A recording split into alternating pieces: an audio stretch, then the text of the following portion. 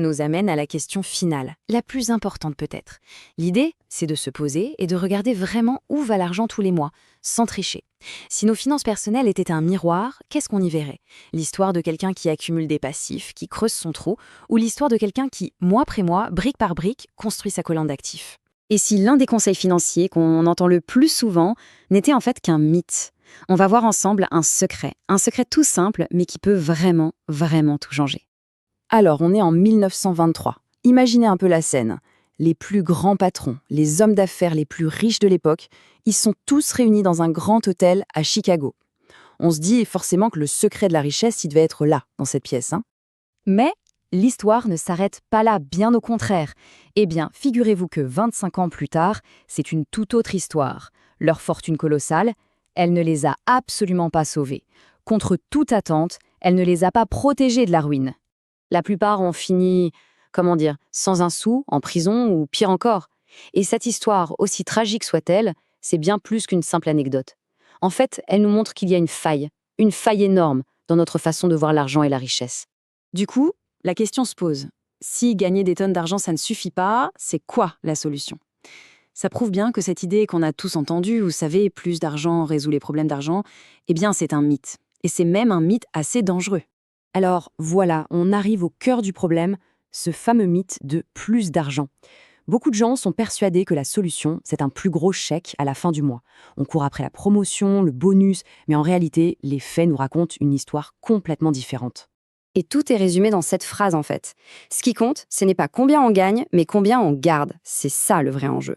Le succès financier au fond, ce n'est pas une question de revenus, mais de gestion, de notre capacité à garder cet argent et à le faire travailler.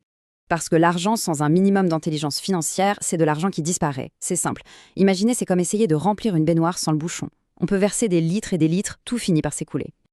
Ok, mais alors, comment on fait, concrètement? Eh bien, la source nous donne une règle. Une seule. Et elle est d'une simplicité presque déconcertante. C'est cette règle qui fait toute la différence entre ceux qui s'enrichissent et tous les autres. Là voilà, cette fameuse règle numéro 1. C'est simple, il faut connaître la différence entre un actif et un passif. Et acheter des actifs. C'est tout. C'est d'une simplicité folle, mais c'est là que réside toute sa puissance. Bon, alors, un actif, c'est quoi? C'est super simple. Un actif, ça met de l'argent dans notre poche. Point. Pensez à un loyer qui tombe tous les mois pour un appart qu'on loue, ou des dividendes d'actions. Voilà, ça, c'est un actif. Et un passif, c'est exactement l'inverse. Ça retire de l'argent de notre poche, c'est tout ce qui nous coûte de l'argent en fait. Le crédit de la voiture, les abonnements divers et variés, tout ça, ce sont des passifs. Ok, actif, passif, c'est clair. Maintenant, le plus intéressant, c'est de voir comment ça se passe dans la vraie vie. On va regarder des schémas qui nous montrent comment l'argent circule, c'est ce qu'on appelle les flux de trésorerie. Alors, premier cas de figure, une personne avec de faibles revenus. Regardez bien, le salaire arrive et il repart aussitôt. Hop, impôts, loyer, courses, transport, tout y passe. L'argent fait un aller simple direct vers les dépenses. Résultat, zéro. Rien pour acheter des actifs. Maintenant, la classe moyenne. Là, le schéma se complique un peu, et c'est souvent là que se trouve le piège. Le revenu augmente, alors on achète quoi? Une plus belle voiture, une maison, des choses que beaucoup de gens considèrent comme des actifs. Sauf que ce sont des passifs, ils créent de nouvelles dépenses. Du coup, on gagne plus, mais on dépense plus, on s'endette plus, c'est un cercle vicieux. Et enfin, regardez le schéma d'une personne riche. Là, tout change. L'argent du revenu principal est utilisé pour acheter de vrais actifs. De l'immobilier qui rapporte, des actions, des parts d'entreprise. Ces actifs, à leur tour, génèrent de l'argent qui paye les dépenses. Et là, on a compris, l'argent travaille pour eux. Ce n'est plus eux qui travaillent pour l'argent. Bon, maintenant qu'on a ça en tête, parlons du sujet qui fâche. L'achat le plus important dans la vie de beaucoup de gens, la maison. La résidence principale.